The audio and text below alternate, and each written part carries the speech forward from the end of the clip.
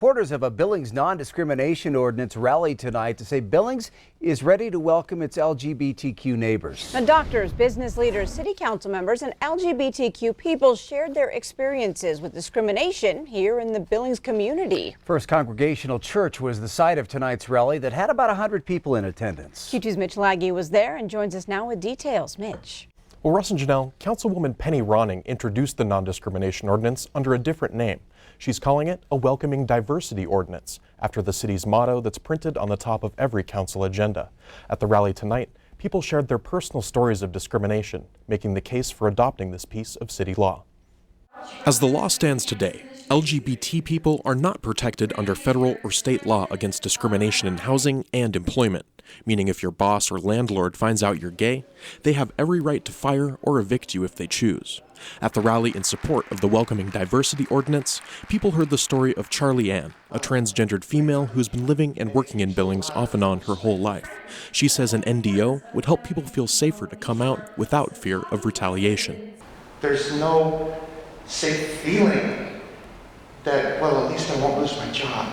They can't fire me if I come out. Well, right now they can't. And it keeps a lot of people stifled. LGBT people aren't the only ones benefiting from this law. The law also makes illegal discrimination based on perceived race, color, national origin, ancestry, religion, creed, sex, age, or marital or familial status.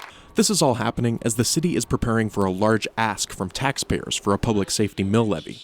Ronning thinks Billings ought to protect the rights of all of its citizens before asking for more of their money. We have to be able to agree that every citizen deserves freedom from discrimination for basic needs of housing and employment before we can actually get to a conversation about public safety. In 2014, a similar ordinance was brought before the council and was struck down after a tie-breaking vote from then-Mayor Tom Hannell. It will take 6 yes votes from the council next Monday for the NDO to take the next step into becoming law. Ronning said the council at large has been hearing comments from both sides of the issue. That I cannot guarantee you 6 votes. But I'm here to tell you that the only perfect time to stand up against injustice is when injustice is present.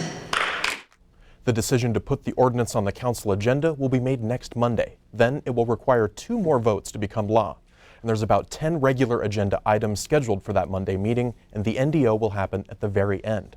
The council has a long night ahead of it next week with this decision. Russ and Janelle. All right, thank you, Mitch.